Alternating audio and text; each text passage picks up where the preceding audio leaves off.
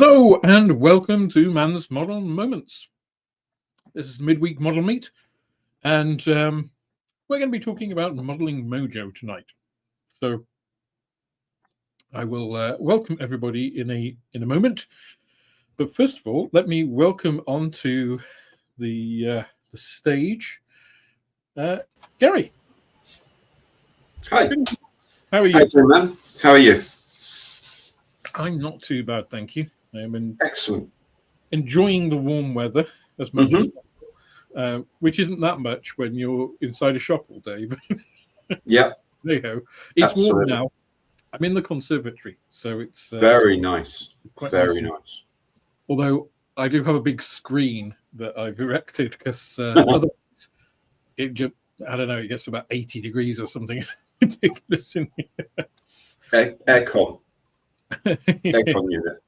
That's probably a good thing. Anyway, I have some of the famous Perlenbacher 0% to wet my whistle tonight. Very good. Nice and cold for this warm weather. But let's have a little look back in the chat to see who we have tonight. We have Adrian Hook, Paul Christopher, David Markey, John Alec. Good to see you all. John, if you want to jump on the stream, it's the same link as previously. It'd be great to have you. We have the Little Things Junkie. We've got Gary, Graham's Modeling Mayhem. We've got Polygon, or Polygon. World War II Scale Model Save. Good to see you. We have Julian Hall.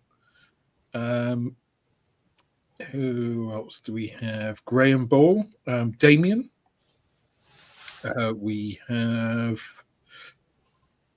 just going through everybody saying hello to each other. We have Keith. We have Casey. Good to see you, Casey. David Markey, I think I've already said. Go for it. Painting. Still only halfway down through my messages. We got Brandy Diamond. That's a cracking name, that is. I actually once had a friend called Johnny Diamond. Okay. And his wife and he, our sons were the same age, went to the same school. That's how we knew him. And they named their youngest. No, sorry. Their first girl was Ruby Diamond, and then the next one was Blue. And it's just you just got to sort of try and keep a straight face when they tell you. You go, that's different. Very nice. I mean, the son was Jack. I mean, Jack Diamond is kind of like. I mean, he sounds like a Cockney London criminal, but yeah, a crime lord maybe. But Jack the Diamond. Yeah. Oh, Jack, cool blimey, he's a diamond, isn't he? Diamond geezer. Diamond geezer. Diamond. We got kitchen table modeler. Sorry for that weird diversion. We got Idwell. And apologies to the people of East London. Yes, for complete stereotyping there. Yeah. Very un-PC, especially in 2025. Absolutely. If you wanted PC, you wouldn't be here tonight. No. I've got Phil Pascoe. We've got Craig Jukes. Good to see you guys. Lots of people welcoming each other, which is always nice to see. Oh, we have a new member, Paul Wiltshire Models. Nice to see you and welcome. If you are a new member, please don't forget to check out the member-only pinned comment on YouTube. It'll give you the Discord link, and that'll get you through to the Discord community. I use Discord because it's convenient and it's a really easy way. It's the easiest way to get a hold of me and to see updates and all that kind of stuff. Let's see if I missed. We've got Adrian Hook, I think I've mentioned, but I'll say again just in case. I think it was right at the top, but we've got Phil. Let's see. We've got Kev T. Bugler 75. Good evening from the land of smelly cheese. I presume you are talking about France rather than cheddar. Yeah. Where is Stilton made, actually? Is that? That's a good question. I can't remember. Hmm. I thought it was sort of Leicestershire direction or something like that. Let us know in the comments if you know. Julian Hall will know. Julian, rescue us, mate. Tell us where Stilton's supposed to be made. Yeah, I've never really investigated where Stilton is made. I love Stilton. I like it, but I eat it, so I don't need to know where it comes from. Yeah, yes. We got David Barber. We have John Christmas. And I think that almost brings us up to present. Not quite. Got Mario Saliba, a new member. Well, Mario's been with us a long time, but perhaps not as a member recently. I think it's his birthday around. I think I saw on Facebook it's his birthday. So if it is, happy birthday, Mario. Yeah, I tend to avoid Facebook whenever. The main reason I go on Facebook is to put video updates and to shoot messages across to people like yourself, Gary. Yeah. And then we've got Gav and Pete McDubs. So welcome everybody to this little chat. It's kind of topical because over the last couple of weeks, I've certainly lost not my modeling mojo so much, more my YouTube mojo. It's been a busy time in the shop, which has been great. I mean, it's good that it's been busy. That has reduced the amount of stuff that I've been able to do at the shop, which is kind of a lot of daytime editing, in the quiet times. And I've got quite a few projects which are all at later stages, so there's kind of a bit of a block in the works. So my YouTube is slightly constipated, which hasn't helped, especially with the way that YouTube has also been throttling back military content or military adjacent content from smaller creators, like myself. I don't know about some of the larger ones, but certainly it's been noticed, I think, by a lot of different channels. And not just in the modeling side of things as well. I think I've mentioned the Grim Reapers, who have about, I think, 500,000 subs, and they've noticed it big time as well. So yeah, I know what it's like to lose your mojo, and it does affect kind of what projects you engage in if you've got a bit of a downer on things. I tend to find it when I get a bit overwhelmed with stuff. So the fact that I've had these past couple of weeks, which have been quite busy, and now I've got quite a lot of projects that are all in similar stages. So they're all quite advanced, and they need kind of those finishing off bits, which are all different. They're all kind of unappealing. They all mean that afterwards you've got to treat the model quite delicately. Otherwise, it gets broken, which isn't good, especially if you do YouTube and need to make final photos and all that kind of stuff. So then you do something else, and if they're all of that, it's kind of like, oh, well, what do I do now? It's like, do I start something else? And then that's adding to that queue. So that's kind of where I've been. We'll talk a little bit about remedies in a bit, but what about yourself, Gary? How does do you lose your modeling mojo? And if so, what kind of things make that happen, and what sort of stages bog you down? Anything that interrupts a build is really bad for me. Anything that stops, I of an evening, I look at the following day and say, right, so tomorrow I need to shoot this, I need to shoot this, I need to finish this, I need to do the edit of this. And that would be my task list for the day, right? So if I'm building thing A and I get to a stage where I cannot get any further for one reason or another, I find it really difficult to pick that up in 2 or 3 weeks' time to carry on. A great example is the airfix Jaguar, which lovely kit as it is, I've enjoyed making it so much. I'm really pleased with the way it's turning out. I love I like the Gulf War scheme, and I've done some oil streaking. Everything about it is brilliant. I've loved, apart from the undercarriage that I completely messed up. I mean, not just didn't get it quite right, totally messed up to the point where I had to ask Airfix for 12 spare parts. So basically both main legs. So the main legs comes in 2 halves each. And then there's a joint. And then there's another, the bogie for the wheels. And then there's 2. It's quite a complex union, isn't it? Yeah. It's 6 pieces per side. I asked for all 12. 2 weeks later, to be fair, a box arrived with all 12 pieces in, which is brilliant. The tiny downside was that because they take them off the frame, because they want the rest of the frame for the other parts in case people want them, there's no part numbers. So, and considering I just completely messed it up, I was like, oh my God, I better get these part numbers right. This is going. As it is, they've all gone together nicely. But I am struggling to get my act together. Now that the legs are made, I've primed them. I'm hoping to get the energy up, because all I've got to do is put the gear on. All the weapons are painted, just got to be put on. I've got some aftermarket sidewinders for it that look fab. Everything's there, but it's just putting it under a camera and doing it. And once it's done, I'll edit it, I'll put it up online. Great, hopefully people will watch it.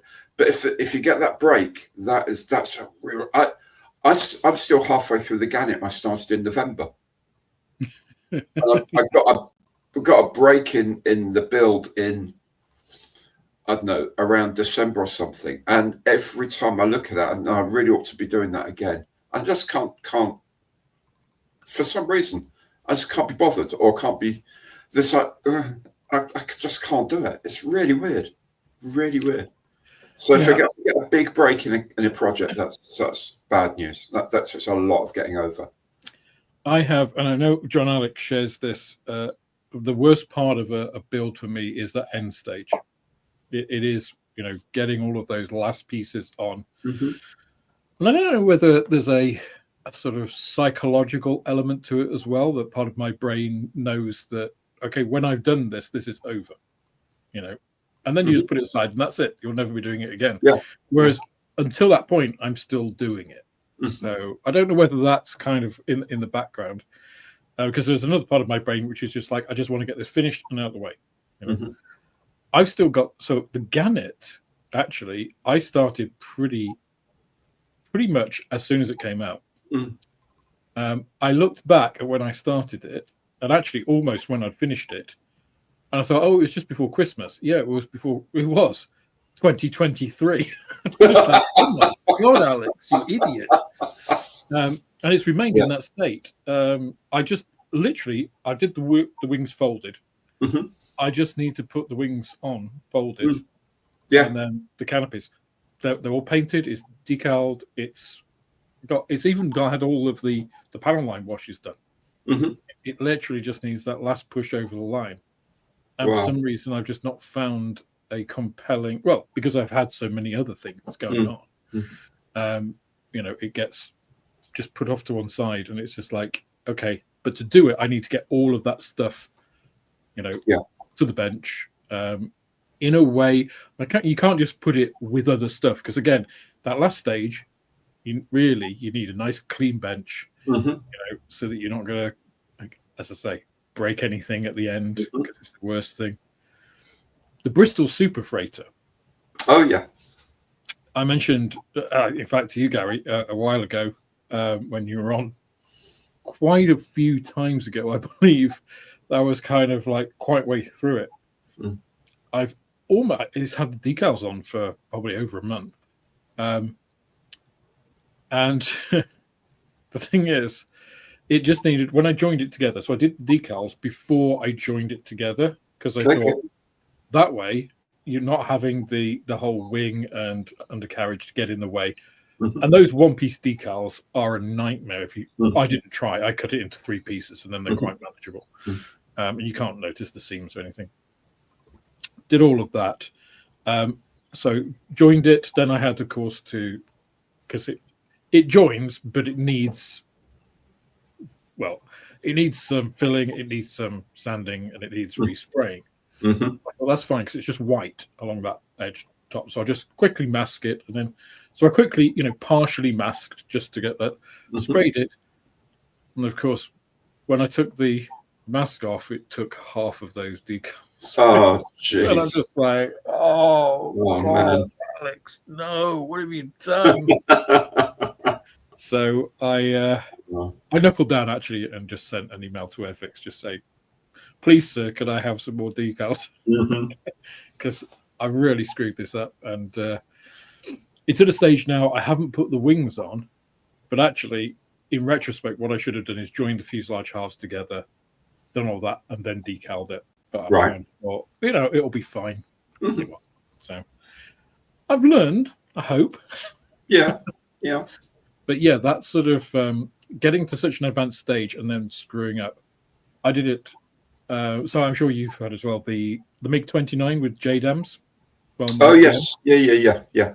So it's like, I really love that scheme. So I thought I'll do that. That's gorgeous, isn't it? I've already made the MiG-29 before. It's it's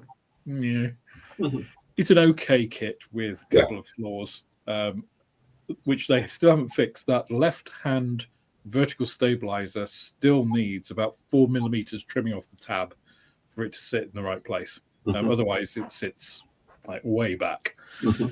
But because I knew about it, it was very easy. It's just like I trimmed, fitted, and then did that. Built up really quickly, I say, because I've done it before. So I just kind of wanted to get to painting it and then putting the JDAMs on, the new bits, which I did. All looked great. I did the washes, fantastic. And then I put it on the undercarriage. It was just like, it's borderline tail sitter. And I thought, no problem. Because actually I hadn't put, in the back, for the front undercarriage, there's a little piece you put over the open part. Right. Blocks it off. I hadn't put that on. I'd forgotten to put that on. And after I glued the fuselage and done it, and I was like, bugger, I didn't put that in. But I thought it doesn't matter because I'm not going to show that. It's underneath. It will make no difference at all. So, and actually now it's like, that's great. I can put some liquid gravity in, a few drops of super glue to secure it, Bob's your uncle, which I did, forgetting that the cockpit actually has a couple of holes in it, doesn't it? Oh, no. Oh, no. And then I looked and the canopy was completely fogged. Completely. And the front part was just full of super glue. And I'm just like, fuck. Because that was the last bit to basically then, I was just going to then put on all of the gear bay doors, which had also all been painted and stuff. So it's literally just that and then photography. And I was just like, oh, okay. And now suddenly it's gone from this much work to like this much work. Yeah. Including getting a replacement canopy. So I asked ICM, can you send me a new canopy, please? Because I thought, is there a way I can get around this? And I thought, that front bit, I'm going to actually have to literally hack off. Like, I'm going to have to use, like, not these nice single-bladed cutters to take off. I'm going to have to get my old, nasty, cheap ones out to, tear pieces out and solid. Get a Dremel. Get a Dremel on it. Yeah. Oh, I don't know if I can trust myself. When you have something that goes on with a project, you think, is it cursed? Is it just... Yeah. But then nothing else has gone wrong with it. So, I think... But that has, again, really kind of set me back on that particular one, which, again, was going to be... That was a quick one that I was going to just quickly do, get out this week, and then I could start to clear some of the constipation. So that kind of thing, I think, can really, really kill it. Just noticing on the chat, quite a few comments. I am starring them so that I remember them. And a few more people coming in. Martin Mountford, welcome. If you do have a comment or a question, please put, as you will have seen other people are doing in the chat, comment or question in capital letters or QQQ. It just helps us just to spot them in the chat, just so that we don't miss them. As I say, I am starring them so that, which is just like a little notification you can do in StreamYard, so you don't miss all of these things and don't have to scroll back endlessly as I used to do before I realised that you could do that. Yeah.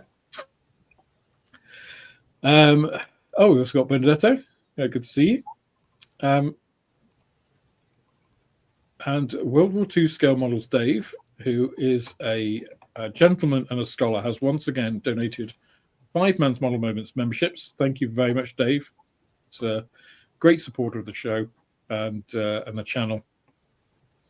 And for those of you who do get a gifted membership, again, you'll be able to go to that pinned members comment on YouTube. It'll be in the... It's not called community anymore. It's just called posts, isn't it? I think. Yeah. They changed it for some reason. I don't know why. I prefer community. It seems a bit more, communal. Yeah. But do go there, check it out. The Discord link is there. I'll make sure it's working. If not, I'll refresh it after the show and come out and check out the Discord. Say hello. Let me just star that one, and let me then have a look, because I have now 12 starred comments, but some of those are memberships. Let me just take those off.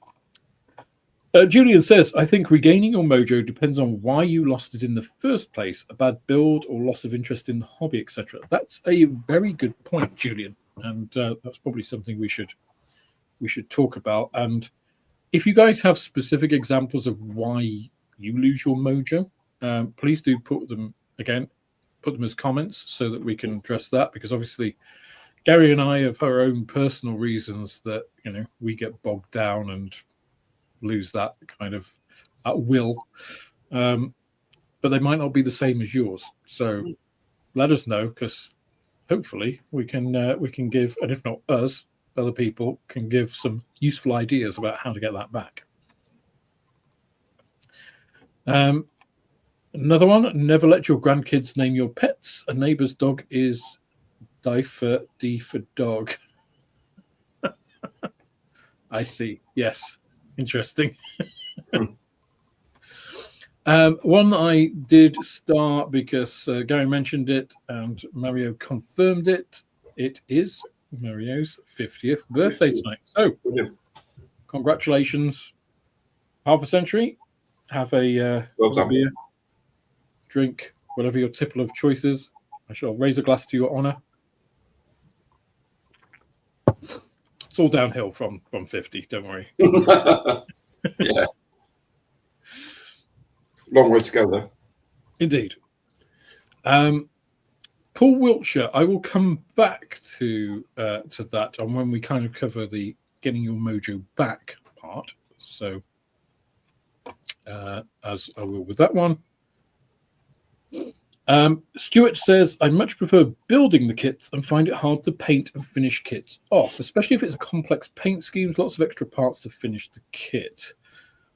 That's an interesting point, because I know some people really like the build sort of process. Some people actually much prefer the painting process. And I think the elements that you enjoy is also something we should kind of consider and talk about in a little moment.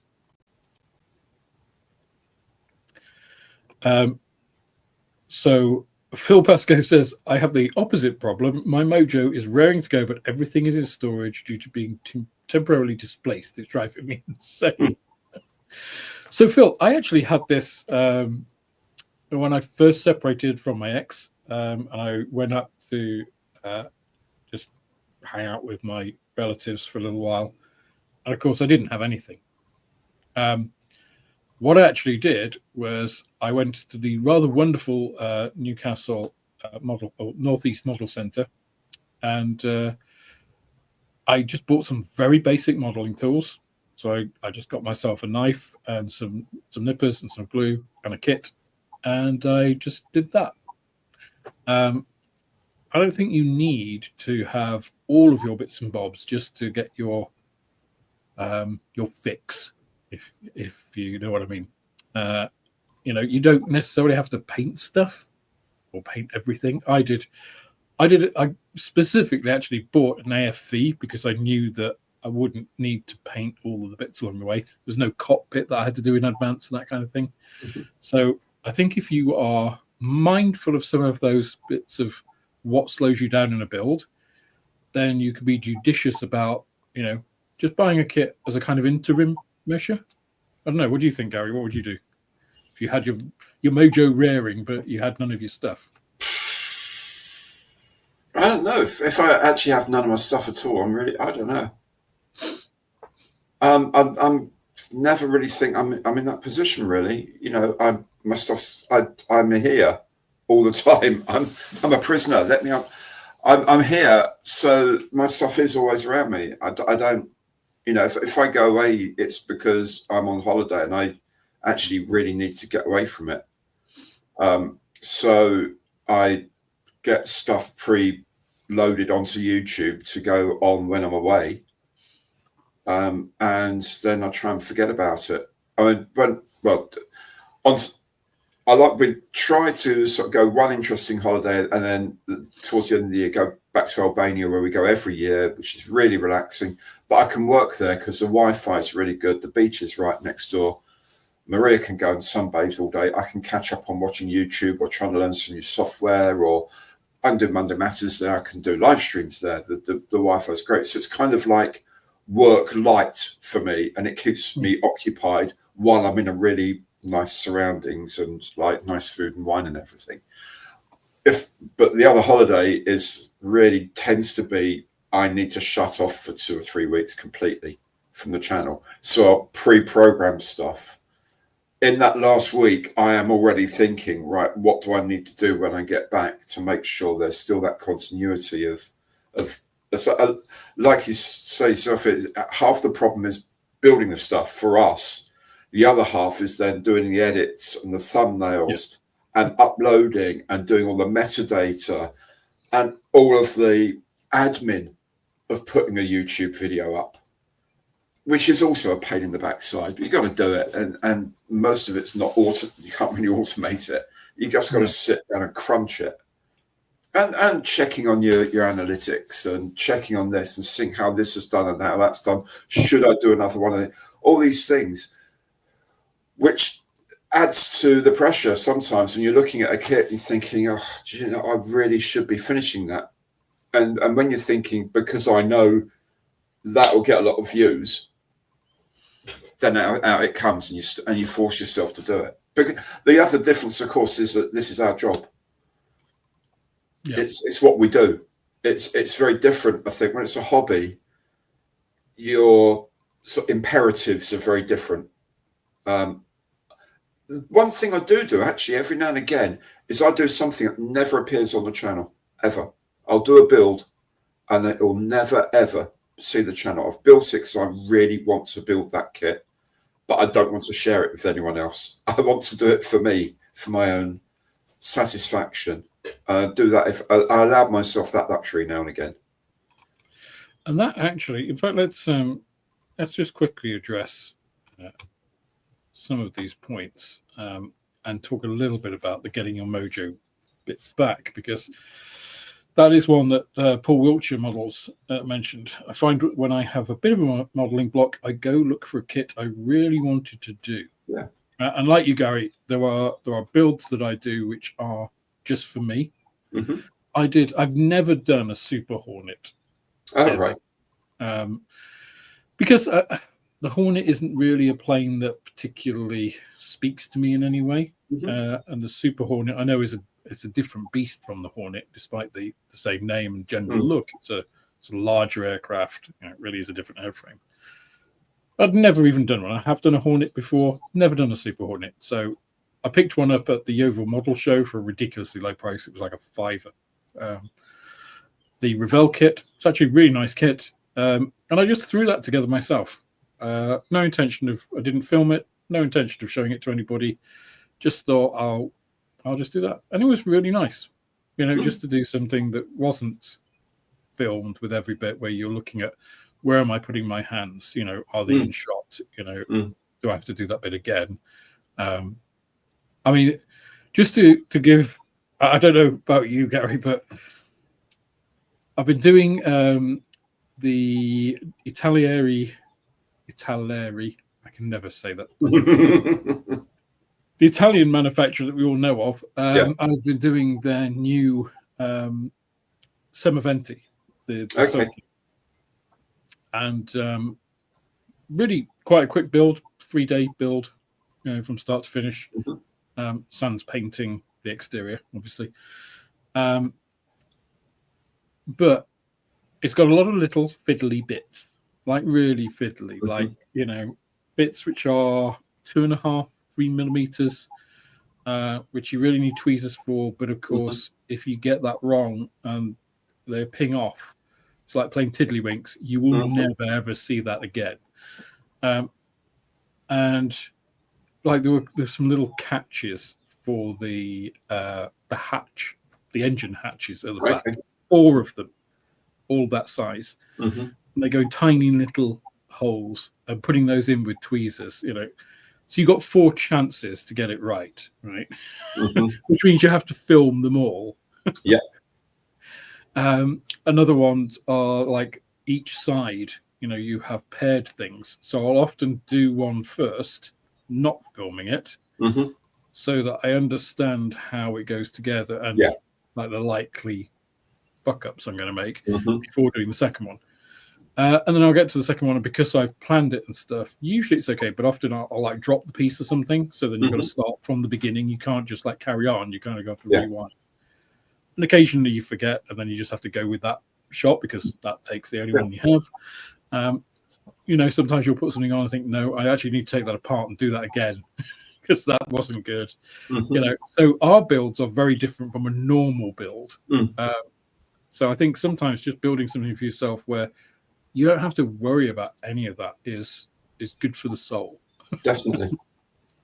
Definitely. It does feel more like you're modeling, rather than, as you say, what we're doing is something a little bit different. In a way. Anyway, just keep flicking back to the chat just to make sure that I am catching all of these comments, because there are quite a few tonight, which is great. So I think doing a kit that you really want to do is a good piece of advice, And if you are involved in YouTube at all, I would say, just like Gary has, don't worry about doing it for YouTube. If you're doing it just for you, it's just for you. You don't need to share it with anybody else. Not everything you do has to be on your channel.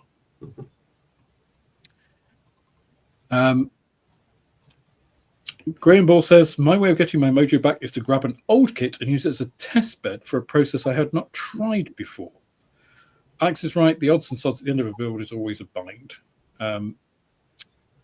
It's a common thing. I don't think it's universal. I think some people enjoy that last bit, it all kind of coming together. But that's I think that is a good kind of alternate strategy there, Graham. Getting an old kit, and again, not necessarily worrying about what the end result is, but testing things. It's like, okay, I've never tried to, recreate Rust. So try it on that, and use it as a kind of a self-educational and investigative kind of thing, because you also get to do other things, right? Which I'll come to kind of in a minute when we discuss it a bit more. But I've never done Rust, so how do I do Rust? So you'll probably go on YouTube, you'll probably go on the internet, you'll probably see if there's some products for that sort of stuff as well, especially if there's been some YouTube videos and you've seen some things you like. So it diversifies what you're actually doing, which I think is a kind of it's a neat way to trick your brain into doing other stuff. Because sometimes, and this is kind of where I was wanting to get to talk about with you, Gary, is I find sometimes it's subject saturation, which also gets me. Is if I've just been doing like aircraft, for instance, so there's been a whole load of aircraft release, and I want to do them and do reviews on them and build them and stuff. You get to that bit where it's just like I just feel like I've been doing cockpits forever. which is all the same kind of process. You just feel like it's almost like a factory. You're just doing all these different cockpits, especially if they're, say, mostly allied, so that you're mainly dealing with different shades of green. And then painting little bits of black, and then doing instrument panels. And, there's not a lot of variety in that. So I think spreading out and getting variety in is a good way of kind of fooling yourself into that, I'm not stuck in a rut. Because I think a lot of what losing your mojo is, I think one of the current themes here, a lot of this is getting stuck in a rut, whatever that is, whether it's, YouTube constipation, getting the build up to the end where, now it's just all lots of samey little bits that you just got to stick on and all that kind of thing. I know. What do you think, Gary? How do you get your variety in your building? Well, that's kind of difficult. I guess some of it is by necessity. Again, when it's kind of your work and you're a slave to the YouTube analytics reports, and you see what does well, you're kind of half compelled to do stuff that maybe you don't really want to do in a lot of ways. They're not going to be the things you would immediately choose to do, or that you're desperate to do, and yet you do one of them and it gets a lot of views, and you think, well, I guess what's right. Suck it up, princess. Time to get on to something else. You know what I mean? It's like it's difficult sometimes to have the luxury to just say, do you know what, I can't be bothered with that. It's sometimes you think I really need to do an example. Actually, and sometimes then you just find actually that was a lot of fun. I enjoyed doing that, and it's great. An example, I did the airfix BF 110, the 1/72 scale BF 110 recently, because I thought, okay, I know on my analytics, single engine 1/48 kits and multi-engine 1/72 are the things that do best. That's just the way it is. So I really ought to build this BF 110, and I really enjoyed it. I really enjoyed building it. It's a nice kit. It went together very well. It cooperated a lot. Simple desert paint scheme, but a chance to do a little bit of oils and a bit of engine soot and a bit of this and a bit of that. Just having a bit of fun with it, and it turned out really nicely. And it's got a reasonably good amount, actually quite a good amount of views for me. So you kind of anything and again, do you know what? Just follow that and just do, because you never know what you're going to build and you're going to enjoy.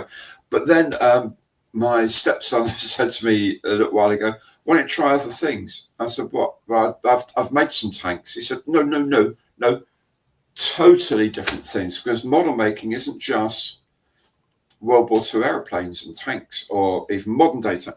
There's a whole," he said, "I've been looking on YouTube, there's a whole range of stuff." So I've got some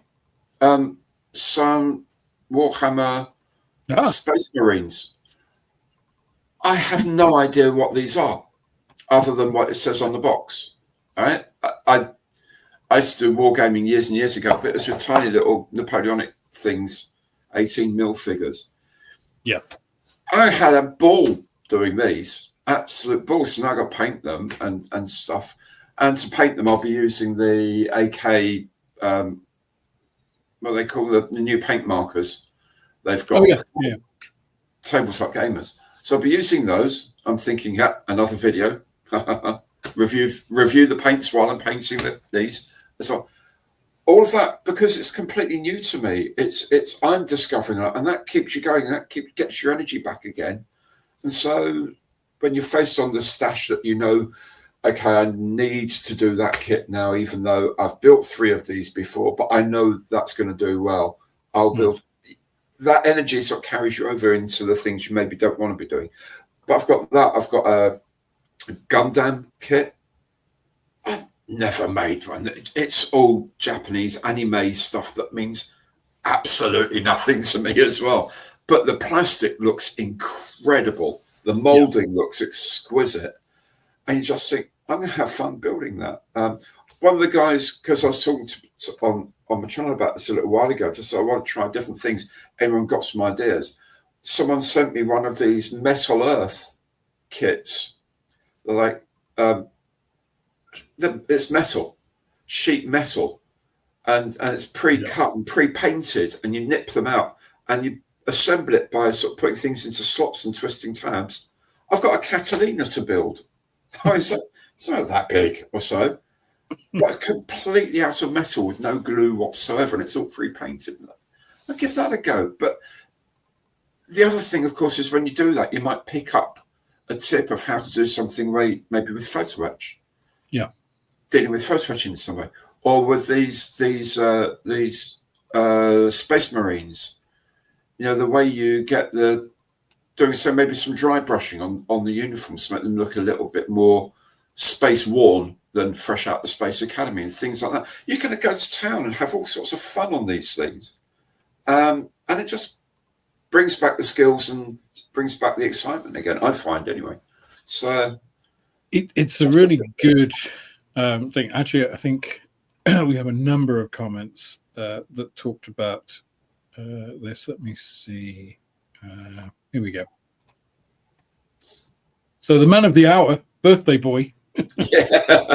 Mario said, I keep my mojo going by first switching constantly between planes, tanks, and transport, and having a look at my collection of built kits and see my skills improvement. So there's two parts to that. So one is the variety piece, again, that you just mentioned and we talked about before. Is keeping it fresh, having a switching of subjects, and that's something that I often do if I'm feeling just like I said before, if I feel like I've just been doing cockpits, then I'll do an armor. It's one of the reasons. I wanted to do the review of the Basotto anyway, and it has a beautiful. The Italians, they didn't get much right in World War II in terms of their stuff, but they had some, much like in furnishings and cars. There's some beautiful finishes. Yeah. Some of the quality of the engines are fantastic. The actual reliability is dreadful, but my God, they look beautiful. They look great. Yeah. And the Semaventi is kind of fits into that really well. But it's a vehicle. It's completely different. It's 35th scale, different scale. Often changes things because you're always doing 72nd scale, very small parts. Detail is quite fine. If you step up, then sometimes the detail is still as fine, just more in scale. But the parts can be bigger. If you're doing something like a tank as opposed to a plane, you don't have to worry necessarily about the interior. Although this Basotto has a full interior, so I still did have to build. Thankfully, there wasn't a lot of room in it, so I tell you what, I would not have liked to have been in the real thing. Oh my God! But yeah, keeping it fresh, having that variety, I think is a big part of it. The other part the other point that Mario makes incidentally here is having a look at the collection of built kits and seeing my skills improvement. Now, that is something that I hadn't really thought of in terms of getting my mojo back, but I think that's a really good one. Looking at a kit from, as far back as you can, or a couple of years ago, whatever, and your last kit, and looking at, hey, actually, I have got better. And that's a boost, right? If ever you see, I am improving, I'm not actually, because it can be daunting sometimes just thinking, I just seem to be doing the same thing. Because when you get a bit like losing weight, if you're on a diet for the first time, you might lose a couple of pounds at the beginning, which is mainly water. And then it's, you go on the scales and it's a few grams, can easily get disheartened. But over time, that makes a difference, a few grams, an ounce here, an ounce there, consistently over a long time, which is the way to lose weight, right? It's not to have the massive drop and, all your skin sags and then you feel bad for that. It is, the small and just constant. But then if you look at a picture of yourself from a year ago, you think, my God, I look much better now. And that's a boost, right? That is actually, I want to continue eating healthily. I'll keep going, walking the dog or whatever, rather than, sod it, I'll just eat a cake. Yeah. So nice point, Murray. Quick question here. John Christmas says, what's the best way to strip paint? Had a disaster, unfortunately, with a rattle can. Oh. Now, Oh. your problem here, John, is not necessarily the paint. It's the format it came in. Because, unfortunately, most rattle cans, there are some water-based acrylic rattle cans. They are usually more expensive and vanishingly rare. Mm-hmm. Most are they have different sort of solvents in them, but they're all pretty hot. And by hot, of course, we mean chemically hot to plastic. So they actually slightly dissolve, and thus the paint chemically bonds with the plastic. So it's one of the reasons I like to do my initial priming. I really don't prime any other way than with rattle cans these days. I went through a phase of priming with the airbrush. Unless you're using a lacquer, it's not as good. Simply put, I used Vallejo for a while, and I wouldn't touch the stuff now. Yeah, and it's because it does bond to the plastic. So you can strip the, if you like, excess paint away, but you'll still it'll still be stained in some way. If you're trying to get rid of a disaster with a rattle can, I'm guessing orange peel, which I've had before. The best way, you ready for this? Sanding. Unless you found some miracle cure, Gary, what's your advice? Never come across that. The only times I've had issues really have been with when I was trying to do some metallic finishes, and they really didn't work out. But fortunately for me, just isopropyl alcohol did the trick and came off, because that very thing hadn't bonded to the primer base enough. If it's more than a couple of days old, I think it's you really you're in trouble. You've got to get the sander out, really, basically, or at least take it down a bit so you can then paint on top of it afterwards. But if it's a physical surface effect, like you've got droplets or orange peeling, or you've actually got some drips coming because locally, things like that, you just got to sand it down. Yeah, basically. Yeah. I mean, the great advantage of rattle cans are they do bond chemically, and it's difficult. It's not impossible by any means, but if you're careful, it's very difficult to get too much paint through a rattle can. Because even when you've accidentally, I hope, flooded an area with a rattle can, it's actually much less paint than it looks like, because there's a lot of other stuff, the actual propellant and the solvent in a rattle can compared to paint. The disadvantage is, and this is why if you're using like a rattle can which is designed for metal, which has very aggressive solvents in, that can just like completely destroy your model, because the solvents just melt your plastic. And obviously, if you've got a lot of them on there, you're kind of buggered. Then it's the easiest thing actually then is to ring up the company and ask for a spare part. But that's a good way to kill a mojo, is something like that, is have that kind of stuff at a late stage, especially. And generally when you're painting, you're at a late stage in the model. So sorry that wasn't too much help, John. If you've got any more details on exactly what the disaster with the rattle can was, then maybe we can give you a couple of other tips. But good luck anyway.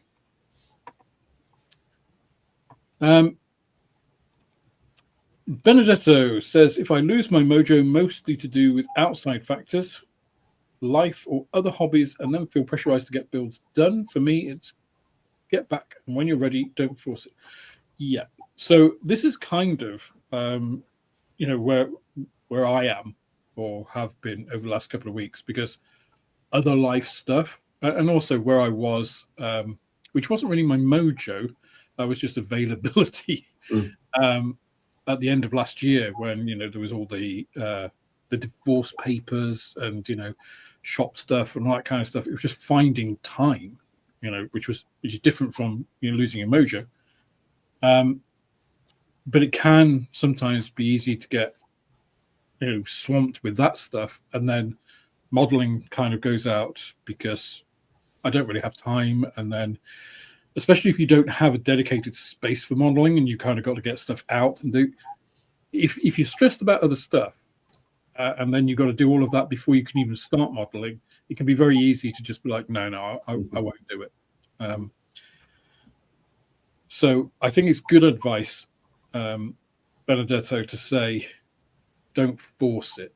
If you really don't feel like picking, up a pair of nippers and some plastic, nobody's forcing you to do it. This is a hobby. It's supposed to be fun, right? You guys. It's supposed to be fun. It's a hobby for us as well, but yeah, exactly, Gary. It's supposed to be fun. The primary purpose of any hobby is to enjoy it, and we all enjoy it in different ways. But if you're finding you're not enjoying it, it's okay just to step away for a little while. Just like you said, Gary. You're going to go on holiday. You just need that break, and a break from everything. When I go on holiday, I like to have some modeling stuff. But when I have done it, it has tended to be other things. I tend to take figures, like Games Workshop models and stuff, because it's mostly just painting. You've already built the figures. They're quite small. It's easy to see rapid progress. And they're sorts of things that, if you've got 10 figures, which are all an infantry unit, you all paint them in basically the same way. And if you have to just sit down and do that, it can be a bit of a chore. Whereas if you're on holiday and you're just picking one up of an evening and just doing it, while watching some TV or something as well, it doesn't feel pressured. So, because there's no time pressure, there's no objective in particular. So, that kind of thing helps as well. So certainly don't feel pressured. If you've lost your mojo and then you feel pressured to get it back, I don't think that's going to help. That's not going to do anything. No.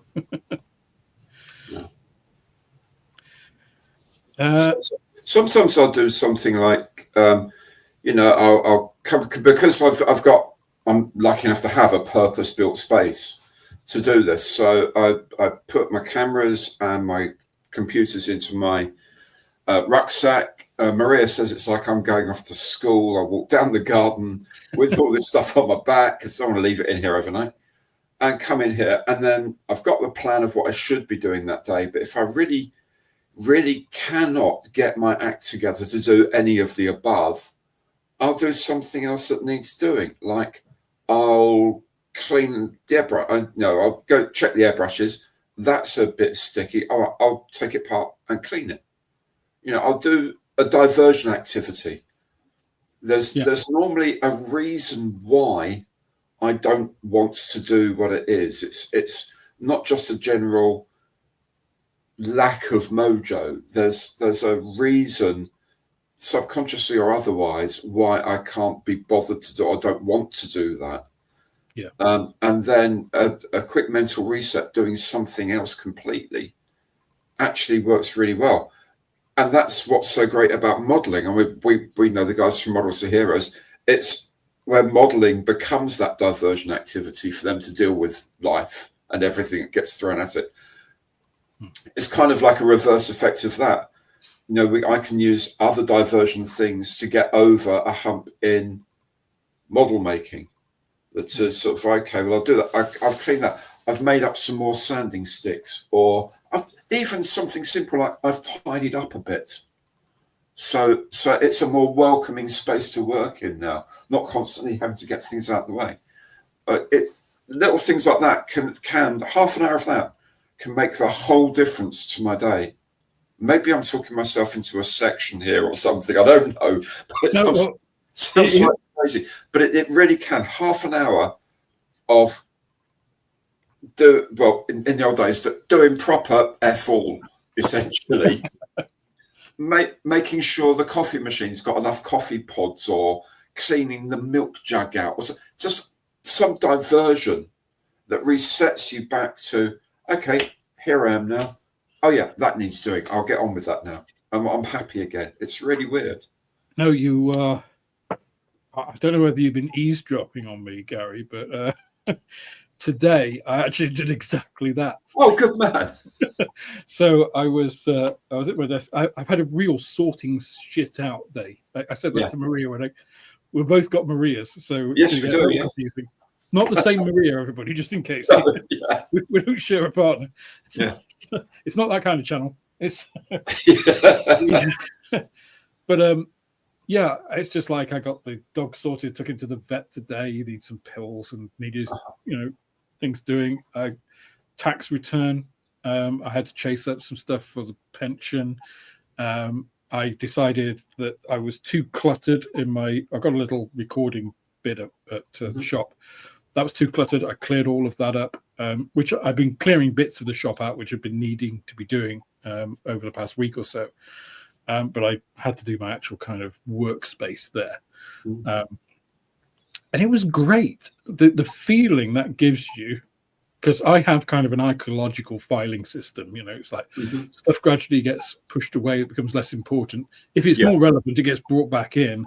And then, eventually the really unimportant stuff falls off the edge of the bench, that kind of thing. Not literally, but, but yeah, clearing it all out. I actually cleaned my airbrush as well because I needed to swap over and I'd left it from before. And so I had a really good thing. And it does. And you do feel, those are all things where you get that sense of achievement. And it's also one of the things I say to people coming back to the hobby is, or, if you've just starting off in the hobby, focus on small wins, easy wins, low hanging fruit, stuff that you can think, yeah, I've done that. And you feel the sense of achievement, you get a little bit of dopamine, and you feel good about it. And then that helps. It's positive reinforcement. And so then you go and do it. So I know tomorrow when I go in, I've got a little bit of photo etch. That Semaventi kit it's got a tiny little photo etch fret. It's got most of which actually you don't use because there are a whole bunch of straps for some jerry cans that actually already, I think they got new jerry cans in or something, so they don't need them. So it's only got like an aerial, it's like the whip aerial restraint, like a couple of catches, I think one catch, a base for something or other, I don't even know what it is, a couple of little bits like that, and then the number plate. That's it. So, but now I've got everything cleared. And originally what it was is I was trying to find my acrylic glue. Okay. Where is it? And I just thought, I can't find any damn thing because of the way it's all done. So I had a good tidy up. Still haven't found that glue. Oh. When I go in, I'll just. But you feel better about it. I feel better about it, yeah. And you know where it's not. Yes, exactly. There you go. That's a win. So definitely a win. But yeah, I think you're right. Changing to another activity completely sometimes is definitely the right way to do. Oh, I'll quickly address this one. Question, Alex, what is on the shirt? I can see it's Schrodinger's cat, but what's that below that? It says Schrodinger's cat is either alive or dead, depending on how you read it. Both. Or both, indeed. Now, the really scary thing here, Alex, yeah, we both got Maria's, yeah? I've got one of those T-shirts. I swear to you, I've got one of those T-shirts as well, that exact one. Yeah, scary. That's brilliant. I love it. And of course, just for those of you wondering about quantum mechanics, the cat is neither alive nor dead. It's about superposition. And, that's a whole different topic, which we're not going to do today. Until you observe it and collapse the waveform. Indeed. So if you want to know more about modeling and quantum mechanics, join us. Yeah. That'll be a slightly less well attended session. Do you think we can apply that though? So if I look over there, there's a box of something. Until I open it, it's both still on the frames and completely built at the same time. It is both until I open the another one not been built. Only if it's a Premiere kit. Yeah. That never works with Ravel. Yeah. Okay. Got a lot more comments, so I'm going to go through some of these so that we don't away from the fun of physics. A big blodge at the end. Yeah. So actually, just before we do go on to that, so it's a good question that you raise, Little Things Junkie, and it's got us onto something different. But so I find I kind of alluded to it earlier when talking about a new project or a new technique. It makes you do other things. One of those things I find is doing the research around something. So sometimes if I get to a bit of a block, look at YouTube videos around the subject. So not necessarily on a technique with modeling, but about the subject. So when I was doing the Gannet, for instance, I kind of went down a bit of a rabbit hole on the actual Gannet itself, because I didn't really know, apart from knowing that the Gannet is pretty ugly. I did one of the old frog kits years and years ago as a kid, which I definitely messed up. It comes from a time of history that I don't really know much about. So I was looking at it and just watching some YouTube videos. It's actually quite an interesting aircraft. It was actually a very good aircraft, especially for carrier operations. The way it flew, because it doesn't look like it would just fly. It looks like it would need almost like rocket-assisted takeoff. But it absolutely didn't. They just went, you see F-18s and stuff where they go off carriers. They go off the catapult and then they sort of like dip a little bit and then afterburners and then go. These things just like zoop, up and away. Much more elegant than they look to be. And just that, it does a couple of things. One, you're not directly modeling, so you are doing something different. But it also gives you a bit more interest. I find personally, I really enjoy the research side of modeling as well. So maybe it's just me, but if you do, I find the more I learn about a subject, the more I want to do it. So I wanted to do an Australian Gannet, which I did. So I had to learn about the Australian Gannets and what they, how they were deployed and, which, all that sort of stuff. And I just find all of that bit actually gives me a lot of inspiration, I think is the right word, to then actually take that through to the model. I have to be a little bit careful because sometimes I think, I want to do, and then add X, Y, Z extra pieces and all that sort of stuff. Fortunately, for stuff for the channel, I always restrict myself because I want to try and do things out of the box, principally for the channel, because otherwise it becomes, I don't want to criticize people that do this. Plasmo is a good example, but, it becomes, here is a beautiful thing. It's kind of model porn, I would say. Not necessarily, it's not about the kit. Like he did that Academy Schwimmwagen. I've done that Academy Schwimmwagen before. I've probably got a couple in the stash somewhere which were originally intended to be used as accessories for little dioramas and things. But it doesn't tell you really anything about the Academy kit at all. It's not a review. It's not meant to be a review. Yeah. It's a great demonstration of skill and what you can do and making a little diorama and everything, which is all great. But that isn't what principally I'm doing in a lot of my videos. So I don't want to stray off into that. So I kind of curb myself with the YouTube side. So it's quite useful in that respect. But again, I do find the research part of it quite a good way of getting that extra bit in. Yeah, I get sometimes, that rabbit hole is just that bit too deep for me. I saw that the other day the new airfix Spitfire Mark 1 had come out. They released the Mark 1, One of the options is with a 2-bladed wooden prop, and that's what's on the box art. But I've got the Qatari one as well, in 1/32. And I'm looking at the box art and thinking, but surely if that's the 2-bladed one, shouldn't that also have a flat hood, not the bulged hood? Because it is purporting to be from like 1938, and I'm pretty sure the bulged hood came out. And I went to the Qatari thing with all of their amazing research, and it said, yes, the bulged hood came out in January 1939. So I thought, well, that's a bit weird. And so I then started going to the Imperial War Museum website and started looking them up, 19 Squadron Spitfires. And sure enough, there's a picture of several Spitfires, and the one at the front has a bulged hood, and all the rest have very plainly flat hoods that are open.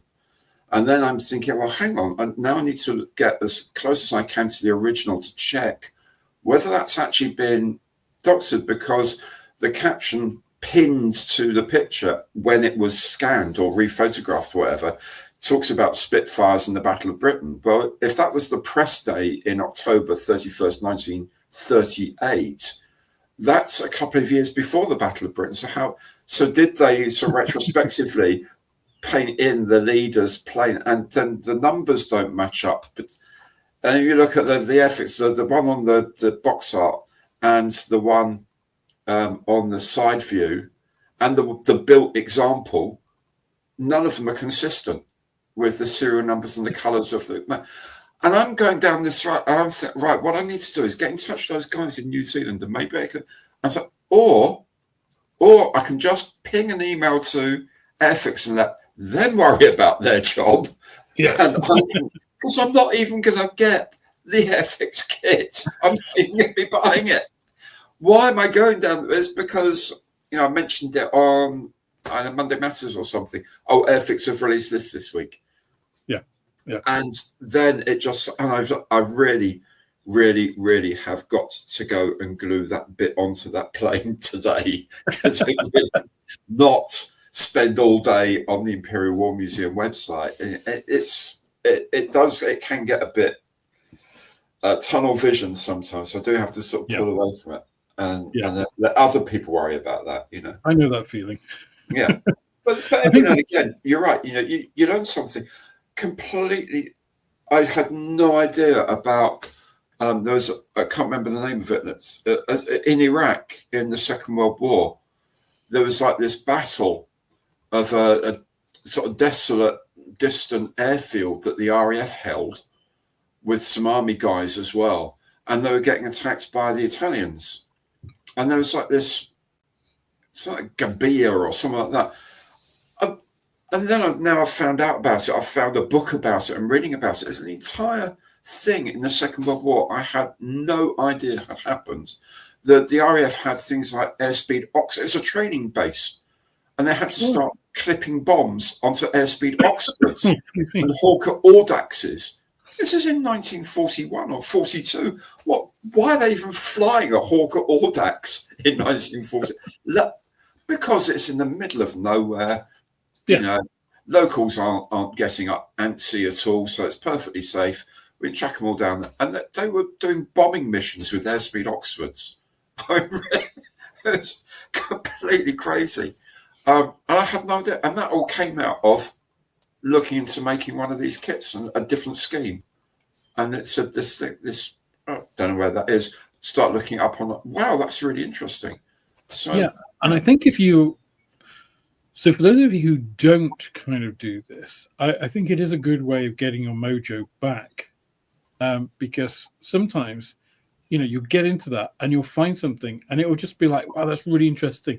And you get kind of that fired up about it. And you just think, at some point, there'll be the point where I think I've got one of those kits, or, I'd really like to model this, and then you kind of kick-started it. It's like, absolutely, like winding the starting handle on one of those, 1920 Ford models, whatever's. Yeah. Or it can be quite instant, a bit like, defibrillator. Basically, it's like, hang on, I think I've got decals for that. And bam, right, I'm going to go and get that. And I'm going to go that. I'm going to get that, put that together. And so, I can film this one.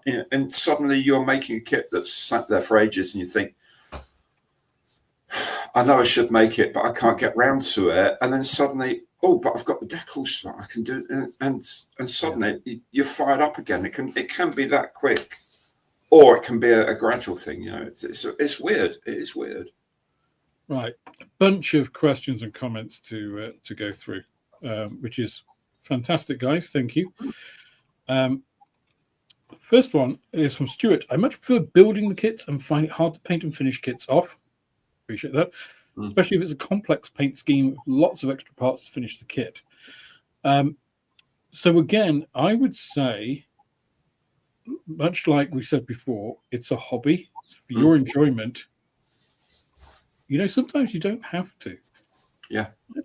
One of the things, so I've started doing, as you'll know, build reviews rather than unboxing reviews. They take a lot more time, but one of the things I do is I don't paint them, or at least I don't always paint them. I don't feel the pressure to paint them because the painting really is about me finishing the kit. It's not really anything to do with the kit itself. That is purely my taste, my skills in paintbrushing or airbrushing or whatever. It's not really a demonstration of the kit's capabilities, other than the decals, and if it's like an airfix kit or something, or an ICM kit, most decals these days are pretty good. We know the ones that aren't. And if you buy an Edward kit, you know what the decals are like. So, and actually that's quite liberating in a lot of ways, because that allows me to then go, and if I want to, I can film, painting it separately or very loosely, and then I can just have fun with the painting myself. Or, I can paint it meticulously, do another video on it, which I've also done. Those aren't out yet, I don't think. But there's nothing that says you have to fit every single. Good example of this, I know quite a few people on YouTube who make airfix kits who don't put anything like all of the stencil data on. Yeah. So, which one gives you a lot of spares in the spares box. Most of those you're never going to see. And, at what point do you call it done? Or at what point do you think this is not worth my time? So that's a choice that everybody makes individually. So don't feel pressured to do it. If you enjoy the build, enjoy the build. I actually think sometimes making a kit and just like rattle can spraying it all grey, it gives you a nice base. It's finished. It's not like you're going to see bits of glue, or where you've spilt Tammy extra thin. You'll get a different sheen. It won't damage the plastic, but it will look different. You put a coat of primer on, you can't see that. It just looks like a uniform finish. And then you can go back and finish it at any point. Maybe, as Gary says, once you've read something, been inspired, it's just like, oh, that scheme. And then you go at it at that point. So I don't think you can make kits in parallel. That's what I would say. For some people, that's a bad idea because you end up with a million unfinished projects. Guilty as charged. For other people, it's good because it allows you that fresh approach when you actually do come to paint them. So,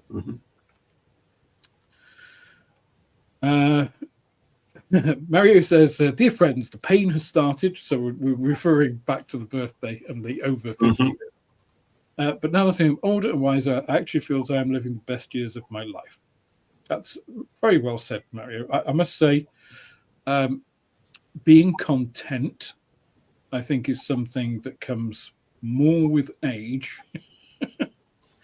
Definitely. than with youth. Definitely. So, yeah, I think so. That's very wise words. Aries Styrene says, I had a life-changing experience, so had to store my stuff. I eventually went to get the basic tools and built myself a travel kit. I had a knife, a small cutting mat, some nippers, and a sander. That's you don't need much. No. I mean, I when I was up at my my uncle's, it literally was a pair of nippers, a knife, and those are my go-to, really. I think you can do, for me personally, if I have a scalpel and a number 10A blade, I can do most things. Mm. It's a little dangerous to cut pieces off the sprues with number 10 knife. Yeah. I've done it. Yeah. But nippers just make it a lot more skin preserving, let's say. Mm-hmm. So yeah, you don't need much to actually do something. Let me just that.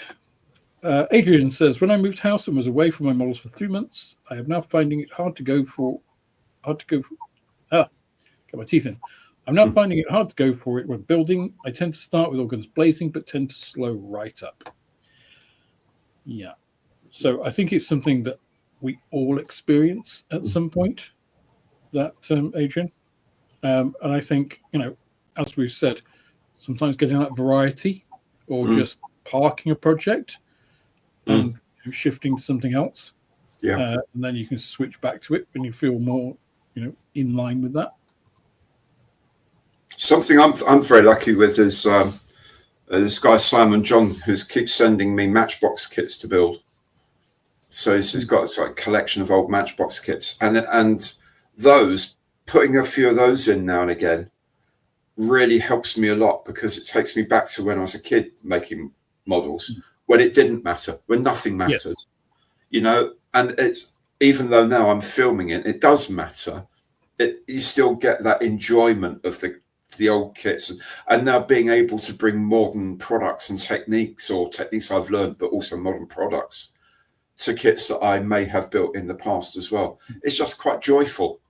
And putting one of those in, so that comment from earlier, something you really want to make, and if you just, as you said, just let yourself go with it, and how it turns out is how it turns out. It's not actually no one else's business. If it's your hobby, it's no one else's business how it turns out. Yes. It really isn't. If you're happy with it, job done. End of. I don't care. No, it's not from anyone else to care. Someone came up to me at Telford and said their daughter had just made a hawk starter set and had painted it in this really wacky scheme, and pinks and reds. I said, good. Did she enjoy it? Well, yeah. Yes, she did. Welcome to the hobby. Yeah, that's it. Welcome to the hobby. She enjoyed making it. That I'm happy to hear that. Absolutely. So just it's for you to decide whether you're happy or not, and it's for you to set your own rules about stuff. And Greg57 mentions something here that kind of aligns with some of that younger modeler piece that you just did. I find this lost mojo syndrome strange. Being a newbie to kit making since February, I find the thought of losing the will to create models weird. Maybe I'm in the honeymoon period. So I think, there's part of that, I think, with any new hobby. If you start it and you think, well, I don't know why I wouldn't not want to do this, that's a good sign, right? If you take up golf and you buy, all of the gear, and then you go and do your first, let's say 9 holes, not even 18, and you think, maybe it rains a little bit or something, and you just think, well, this sucks. That's not good. Yeah. That's a sign you spend a lot of money that you really shouldn't have. So, yeah, I think, most of us that are probably in this chat or watching this, myself and Gary, we've been doing this a little bit longer. We're talking decades, not even years. So, and obviously now being on YouTube, we're doing it basically. I own a model shop as well. I'm basically doing this 6 days a week. And that makes it a very different prospect.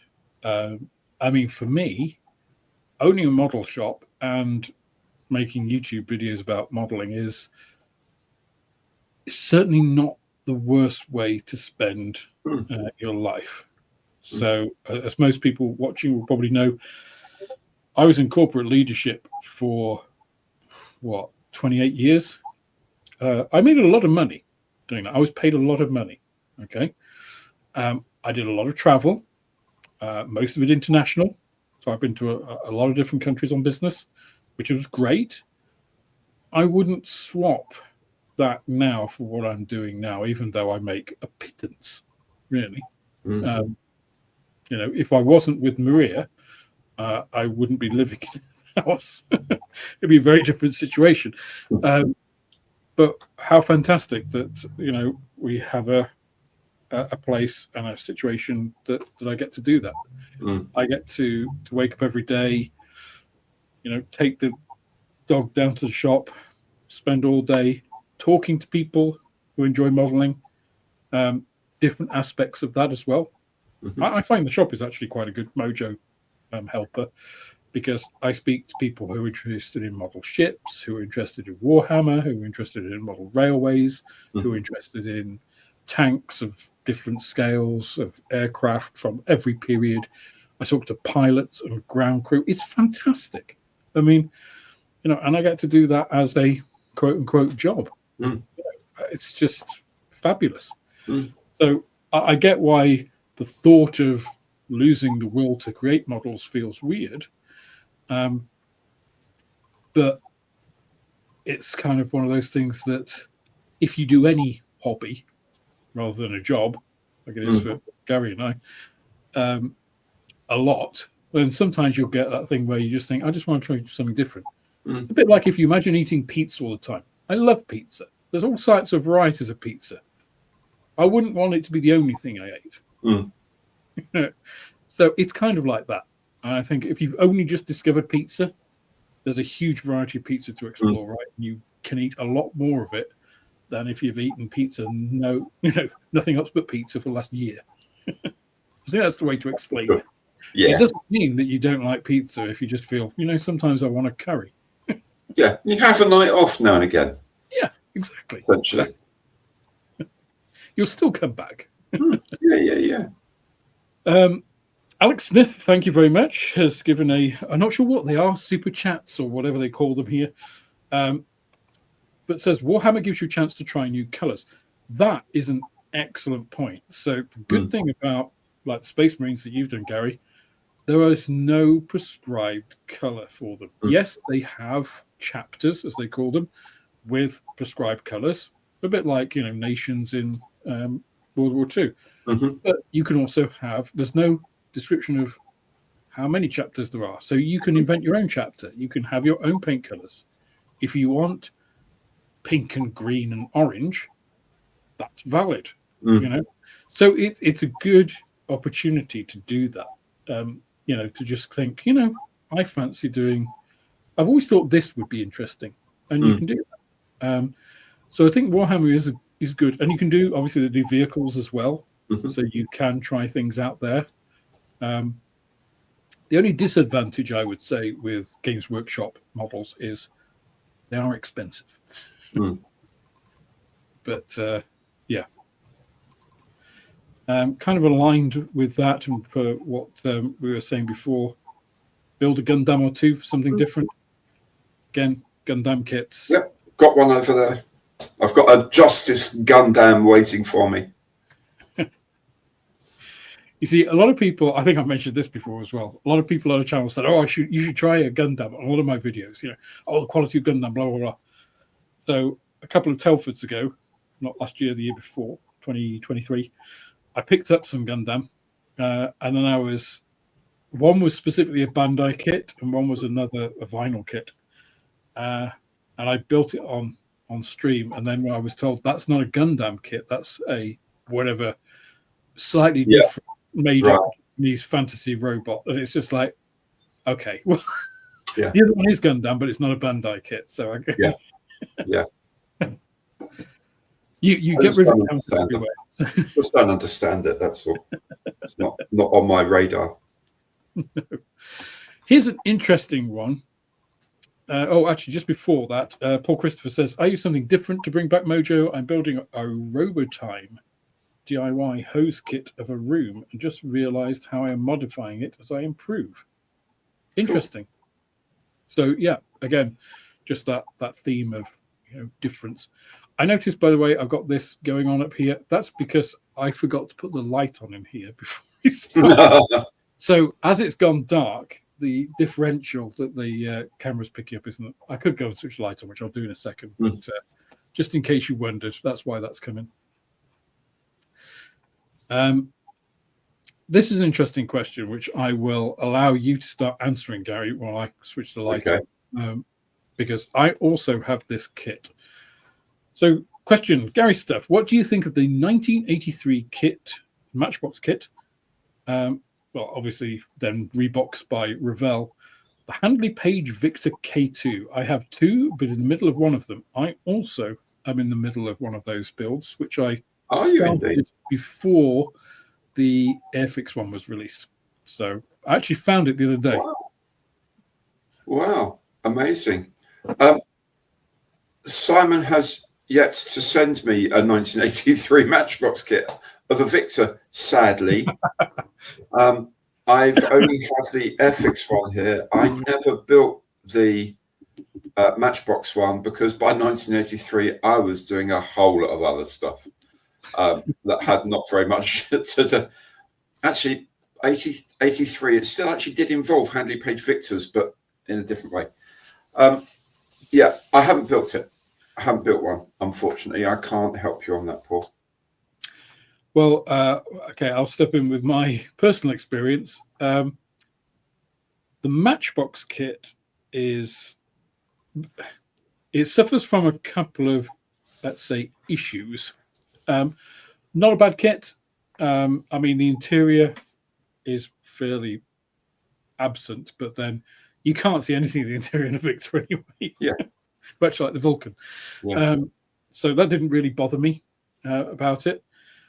The one thing that I actually read about in kind of research, I think it might have even been in a magazine. That's how long ago I started this again.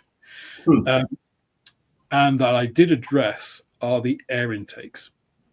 So there's two things. One is they got the wrong number of intake strakes because they changed them in the K2.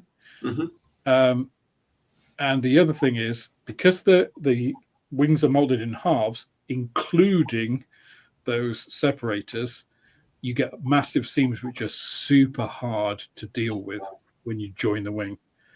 So, and if you do address them, you've got to do it before you close the wings. So that's the main area of the kit, which unfortunately for me, when I started building it, I didn't want to build it as a tanker. I wanted to build it as the bomber version.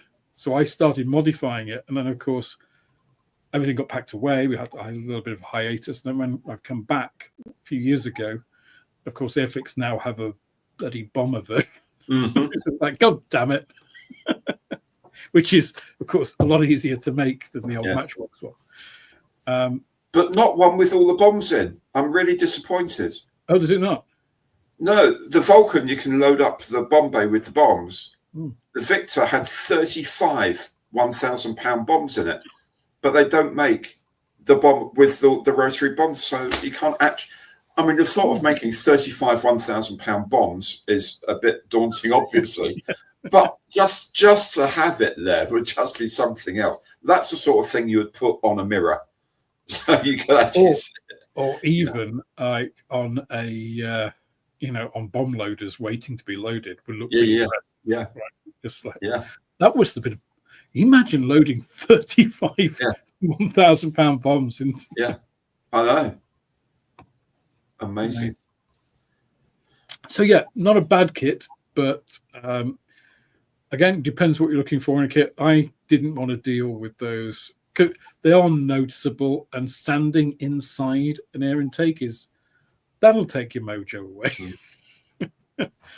But it depends what you want out of it. If you just want to slam the thing together and call it good, don't worry about it. I saw on YouTube some guy in America was doing either a Victor or a Vulcan, and he put the intakes together nicely, blocked it all off at the back, and then poured in some sort of like white emulsion paint, and then let it drain out, and it dried like a skin on the inside, and it covered up all the little joints that you try and fill and sand. Absolutely amazing. Absolutely amazing. Maybe it's Tipex. Yeah. Lots of Tipex. Yeah.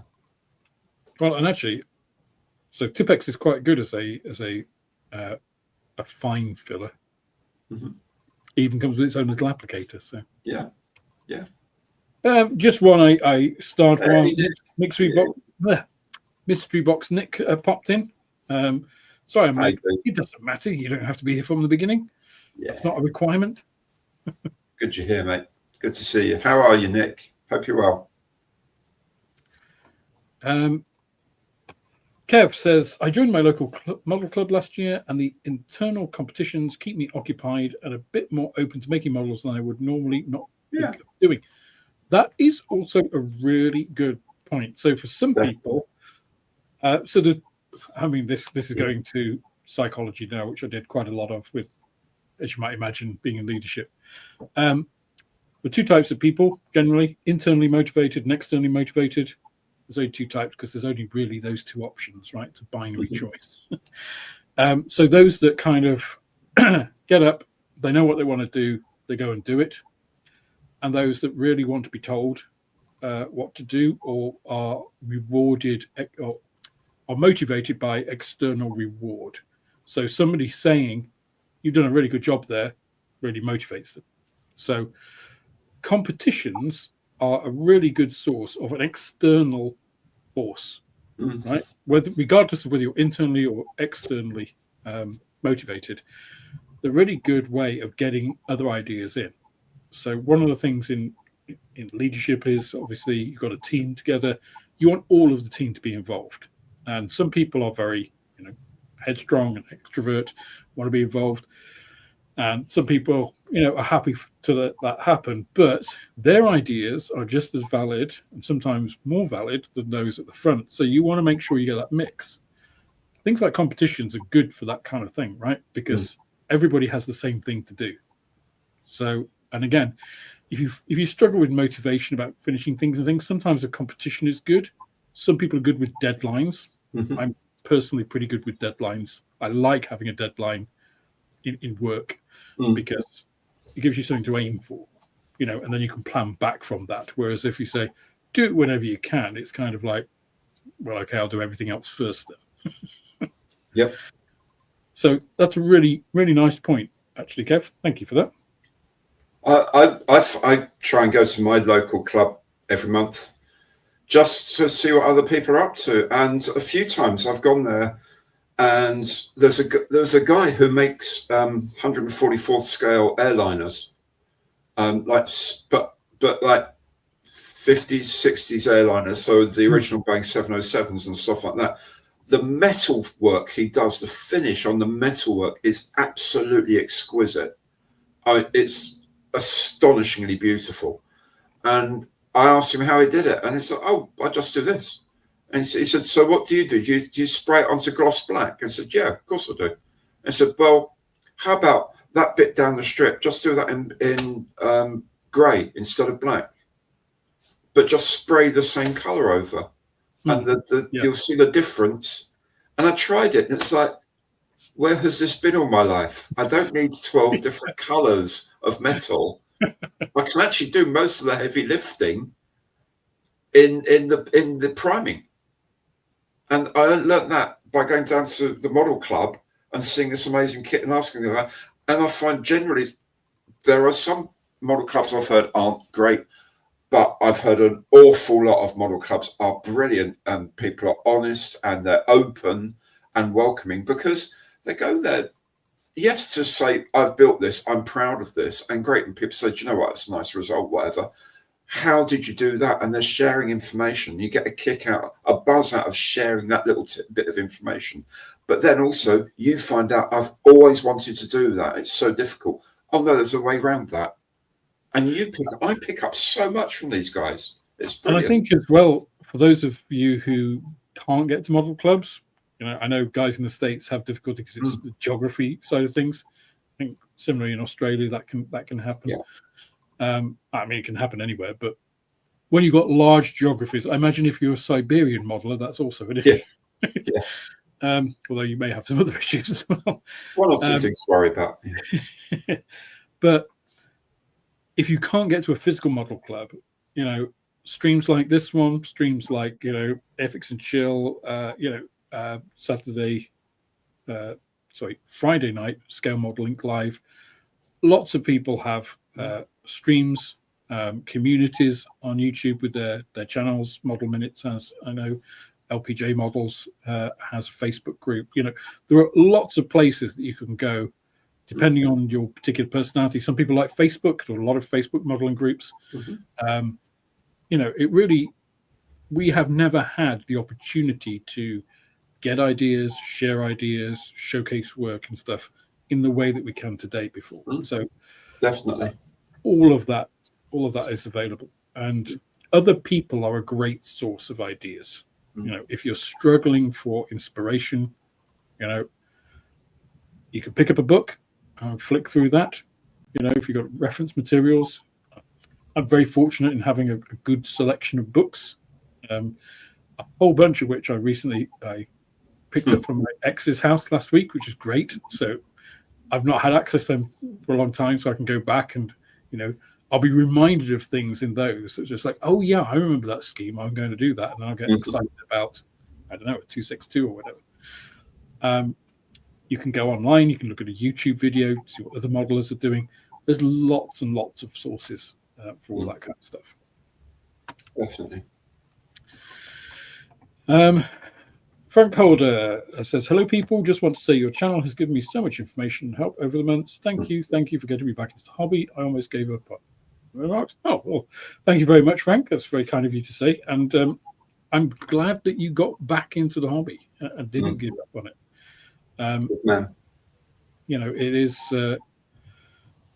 It's very rewarding for me, and I'm sure for Gary as well, when people tell us things like that, that Definitely. we've had an impact. Because certainly, my YouTube channel isn't my job. It supplements my job. It makes more money than my job, although at the moment that's not true with the way things have been going. But it's very motivating. I talked about internal and external motivation.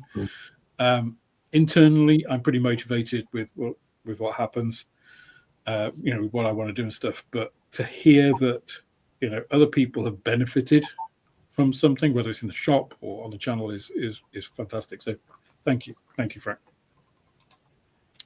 And I think generally the community is pretty welcoming, and we're all pretty much of the same ilk, right? We want to help. We want to share that knowledge. As you said, Gary, it wasn't like that guy was like, well, I'm not going to tell you, what's it worth. There are some assholes out there, but as I said before, they're assholes. And they're everywhere. It's not just... Absolutely, yeah. It's just that small fraction of, you get the people who, do up cars who, won't say why they've done it. If you join a car club, like a Subaru enthusiast club, why do people talk about it? Because they're enthusiastic about Subarus. And they'll talk endlessly about, boxer engines and, what you can do to get a little bit more horsepower out and, how they chip this and chip. It's the same, right? But all of those clubs will have a couple of members who, just like, oh, God, that guy. Yeah. There's always that guy. Always. I'm sorry, these comments are kind of like, and as someone once said, if your club hasn't got that guy in it, then you're that guy. Yes. Just look at yourself, just in case. Sorry, the comments are a little bit all over the place, but I have just started them and I'm going through them. So some of them obviously relate to stuff quite a bit further back. Because we're on one topic, they're kind of all related, so it's not too bad. Davros says, Games Workshop rattle cans can be prone to cracking if you're close into the model. Color Forge are actually more forgiving paints. Yeah, so as with any rattle can, you should really test on something else, piece of scrap plastic, piece of board, whatever, to get what kind of, because they have different pressures, right? Different cans for different purposes have different pressures. I kind of mainly found out about this through an art shop where I actually source a lot of my paints. I have some RAL color matched paints in rattle cans, which are great. If you want RAL 1001, I've got it in a rattle can. But they have a whole range for graffiti artists. So a lot of the production of rattle cans outside of auto production is now for art, and specifically for graffiti artists, street artists. And they all have different pressures depending on what you want to do. So this is how I found out about this. But of course, that means that your working distances are different. Just like with an airbrush, it's like most people don't realize actually how close you need to be to a model with an airbrush to get good small lines. It's about 1 centimeter, 1 centimeter, right? Which is nothing, right? If you want to do scribble camouflage or something. And of course, if you do 1 centimeter away with 20 PSI or 30 PSI on your airbrush, what's going to happen is it's going to go and just explode paint everywhere. So with a rattle can, it's exactly the same. You need to know what kind of distance. It's usually 12 to 18 inches that you're getting, good coverage without nice dusting, as they say, without it forming little particulates because it's too dry or like running, spidering, and like dripping. But you should do that before you start spraying a model to know what and once you get used to a brand, then you know it, and you know its characteristics. That's when to start, really using it in earnest. And you'll find you stick with that because if you like the results, obviously, because you're then used to that. So yeah, Games Workshop rattle cans. Some people swear by them. I'm not a big fan, I must say, and I sell them. So,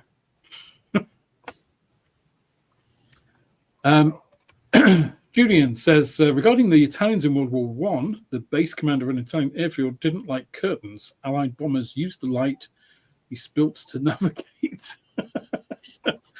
Excellent. I'm guessing that's World War Two rather than World War One. We'll forgive the typo. Yeah.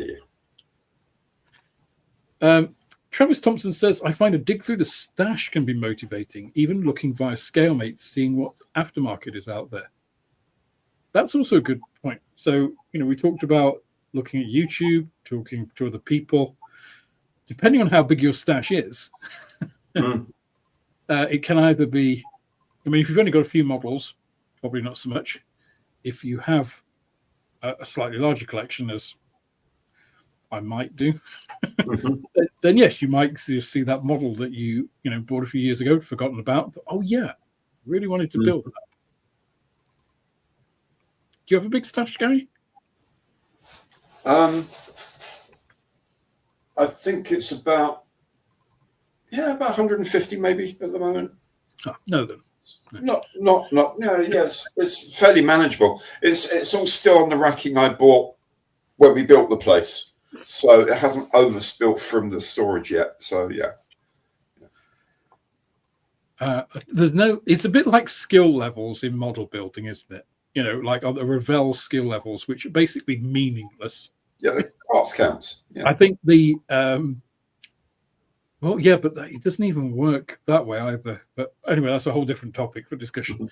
But stash sizes, like there is no absolute scale for stash sizes, is it? No. Somebody says, "Oh, I've got a big stash. I've got 20 models." Whereas I would consider that a day out. Yeah. That's what I have returning from Yeovil Model Show. Yeah. Some people think 3 figures is like heart-stoppingly bad. It's just like, oh my God, you've got 3 figures of models. Whereas other people consider that, so it's like, like you said, 150, that's manageable. So it's wildly varies what people's expectations are. But also, again, for me, a lot of it I'll never build, but it's there because I want to do box reviews on it. Yeah. Or have been sent it, that stuff from ICM or wherever, or people have sent into me, and I'm not going to sell or dispose of stuff that someone has sent me from my channel. They will be built eventually, but it's just when I get around to doing them. On top of all the new stuff that keeps coming in. Oh yeah. I blame model companies too. Yeah. Julian says, I've done exactly that, Alex, coming back after 38 years. Now, I'm not quite sure what I said that you were referring to. Done 3 starter sets to build my skills gradually. Oh, I think it was referring to looking at your prior models, maybe. Excellent. Yeah, and there is no, people often say, I'll start out, I'm waiting to do this kit until my skills are good enough. And I always say, well, don't wait, because you may be hit by a bus tomorrow. You never know. Which is a bit morbid, so I don't generally phrase it like that. But it's just like, if you do the model that you're excited about. I think that's a general good advice for anybody at any point. It's like, so when you start, if you're excited about a Harrier, build a Harrier. It doesn't stop you building exactly the same kit in 6 months, a year, 2 years, 5 years. Because if you build a kit now and then you build it in a year's time with the knowledge that you've accumulated, you can then look at the two and think, that's when I started out and I knew nothing. And I built this now. And look how much better it looks. Or how much more satisfied I am with it. It may not look that much more different, but you just think, just those little things I've learned, have made that difference. So I think it's a good thing to just do what you love. It doesn't preclude you. It's not like there's, a menu and you can only choose each one once. If you want, you can do the same kit for the rest of your life over and over again. There's only 2 kits that I'm waiting to develop skills in before I start. One of them is the Wing Nut Wings Camel, because I want to do all of the rigging inside it. I want to really, that's going to be like my test of my abilities. And I don't think I'm quite up to being able to spend enough time on it yet. I'm still spending more time working than doing that. And the other one's an aircraft carrier I want to build that was my dad's ship when he was in the Navy. And there's a lot of bits of photo etching. There's lots of other bits and pieces that have all got to come together before I can start that, really. And that will be a long project, because that's going to be on a water-based, the whole kit and caboodle. Other than that, I could sort of print out a list of everything, throw a dart, hit one, go, yeah, I'll build that. No matter what they say, difficult or easy, whatever, I'll have a go at it. I think I've actually thought about doing that for the channel. The kind of, here are a random selection of kits from my stash. Just Wheel of Modeling Fortune. Yeah. Oh, well, I've got to do that now. Yeah, absolutely. So while we're talking about Julian Hall, he has also gifted 5 Man's Model Moments memberships. Thank you very much, Julian. As I mentioned before, if you've got a free gifted membership, please do check out the pinned members comment, which gives you the Discord access. It should give you, now that I've got a clever little bot in Discord, it should give you a little welcome message which tells you then what to do.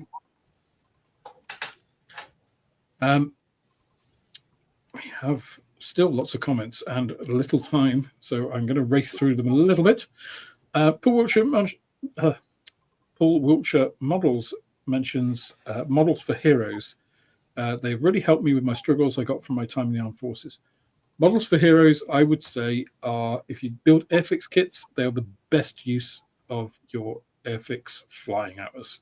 You donate those work with Models for Heroes, work with airfix to donate kits to people from the armed forces, present or past, to get the modeling. Modeling is really good for your mental health. It's really good for relaxing. It's really good for a whole bunch of things. So thanks, Paul Wiltshire, for mentioning it. And for me, the value of a flying hour is variable. It's not very much. I did a video on it a couple of years ago. Go and check it out if you don't believe me. I did all the maths, Excel and everything. Models for Heroes works out a much better choice. I think encountering Models for Heroes is probably the best thing that's happened to me since I came back to the hobby and started doing YouTube. Yeah. Discovering them, what they do for people, how they work, their ethos. it's as you say, for former and serving members of the armed forces, also now the blue light responder services as well, who also can have quite severe mental health problems just dealing with what they do for our country. So yeah, brilliant, absolutely brilliant people. A couple of comments on the short Seamew. Talking about how ugly that is a disgusting airplane. Short Seamew. Oh, that was terrible. There are no ugly aircraft in modelling. If that's what, and there's there's an aircraft for everybody. If the Seamew is a thing of beauty in your eyes, feel free to model it. Or even if it's not, sometimes ugly is interesting. Anyway, Christian, but that's all very nice. But that was a shocker. Ben's right. That was a shocker. I would like to add a copper bottom effect to a wooden ship. Are they available to buy? Don't think so, David, but I think people have mentioned in the comments a few ways to do it. So you can buy copper sheet if you actually want to make it copper, thin copper sheet, and various paint companies make metallic copper spray. Depends how much work you want to put into it, and what effect you want at the end of it, I guess, as well. Frank again says, I was close to giving up on modelling. I've been down about it for a while, but watching your videos, my interest started firing. The video that mainly did it was the Lancia one. Brilliant. Wow, a Lancia made you want to model? That's amazing. Thanks again, Frank. I'll pay you the £20 afterwards. Lovely Tricky. Comment, it doesn't even have to be your own hobby for it to be an enjoyable way of life. My wife and I make our living from her hobby, an online shop on YouTube, and I couldn't be happier. No, you're absolutely right. I think if you are content in something, they always say that you should, I really enjoyed my work. I don't want to say I didn't enjoy my time in corporate leadership, but it was a stressful environment. I mean, I worked for big corporations, in the billions of dollars.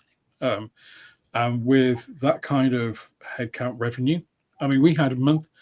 I had to prepare a forecast when I worked for Thermo Fisher each month for my team, bearing in mind there's like 14, 15 people, salespeople. That forecast, so the UK was about $100 million a year market for my team, just for my team. So I had to come up with more or less $100 million each year for my boss. Every month, I had to forecast what was coming in to within 1% accuracy. Now, anybody who knows anything about forecasting knows that 10% accuracy is pretty bloody good. 1% is astonishingly difficult. So that's the kind of pressure. So that can turn something that you like doing into something which you like doing, but you feel stressed every single day. There's a big difference. So I think being content is immeasurably superior than to being super stressed and earning a lot more money. So some people make different choices, but that's their choice, right? So I did for a long time, Julian says it's the community aspect, like live streams, I like. There are no RTFM plugs around. Well, if they are, they probably won't get on very long with us. Yeah.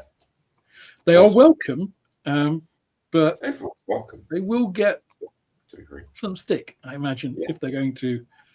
I mean, it's a bit like, I don't know, black guy turning up at a KKK event, right?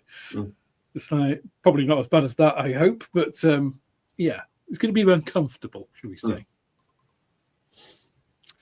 And also, Julian says, I think stash size depends on how quickly you do models. I do them slowly, so 6 kits could be a year's supply for me. Oh, I will never complete my stash before I die, unless somebody invents some incredible anti-aging drug in the next 10 years. Then, yeah, I think my stash is going to end up in somebody else's stash at some point. Kev says, I had the Gannet in my stash for a while. I talked myself out of it for ages, but I'm doing it now. And apart from an existential crisis, I'm really enjoying it. I would give 2 pieces of advice for the Gannet if you have not attempted the Gannet. One is do it. It is, I think, probably Airfix's best kit to date in terms of engineering. It's beautiful, provided that you don't get any QC issues, which I did with mine, but fortunately it was in the front canopy, and they give you 2. So the other is for the nose weight. If you can get hold of roofing lead legally, I don't mean nicking off people's roofs. My dad was a plumber, so I had quite an extensive supply of it. Even with the little box that they give you, that they don't refer to in the instructions, because they realized if you fill that with normal weights, it's not enough. Yeah. But that little box, if you use lead, actual lead, not, pseudo lead that which doesn't have the density in, modern lead alternatives, but lead has enough density, and it's in thin sheets, and it's very malleable, of course. If you fill that to the brim with lead, it's enough. So that's what I did. Oh God, it's heavy. Fortunately, it had pretty robust landing gear.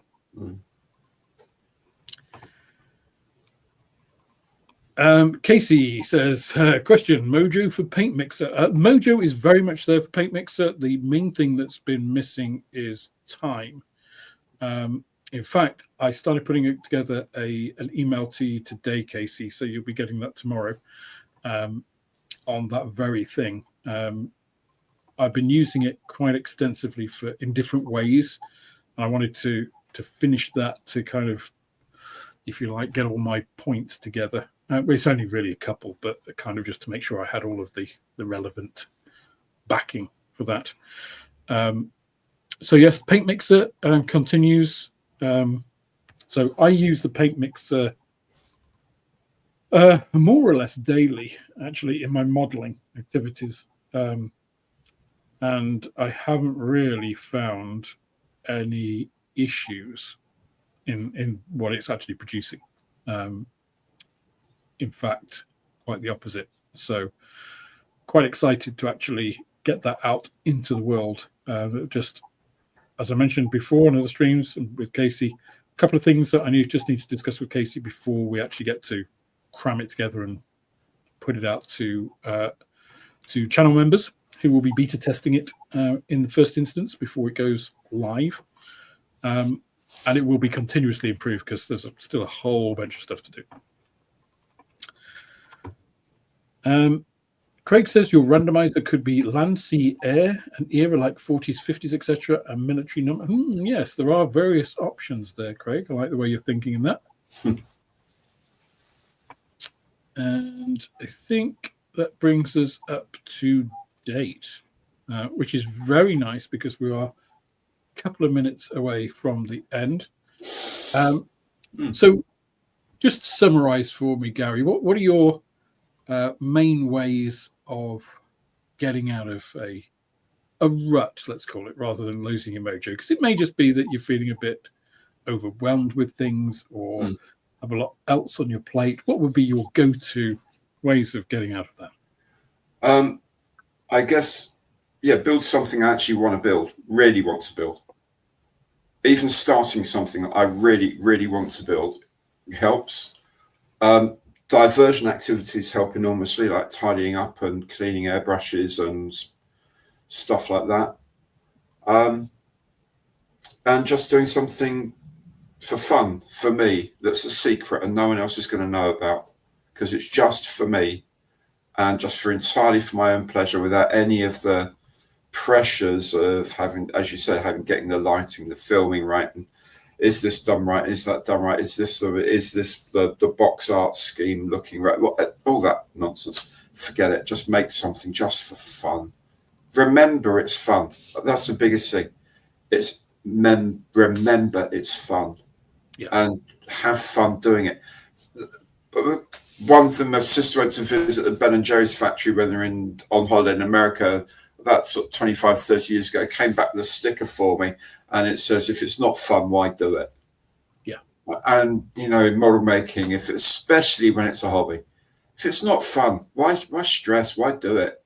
Yeah. Pick up something else. But just pick up something else and enjoy the hobby, because it is a great hobby to enjoy.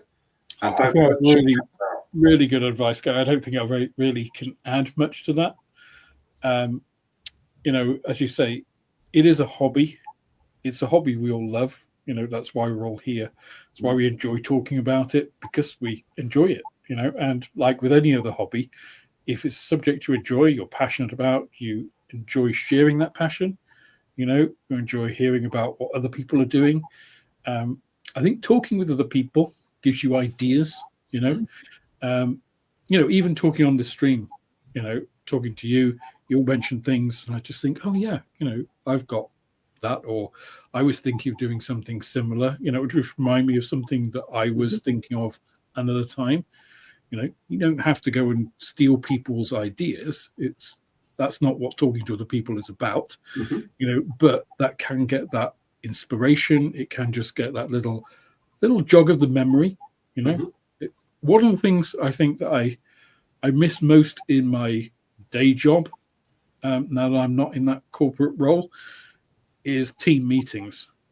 Because team meetings, you get people together, everybody brings something different, and it's that group shared activity, which is great, And I think the YouTube community, little communities that we build around our channels also bring that. Like the people in the chat have all given us ideas today, that we've perhaps not immediately thought of ourselves, but are actually a really good way of thinking about things. So I just want to thank everybody for coming tonight. Thank you, Gary, for joining me. And always a pleasure, Alex. Also, great taste in t-shirts, I must say. And apparently partners, because we have both have Maria's. Absolutely. But thank you, everybody, for coming tonight. I hope you continue to enjoy the weather as long as it continues to be nice, unless you happen to like the rain. And you have a very good week ahead of you. Until then, I will say good night and enjoy. Yeah. Cheers, guys.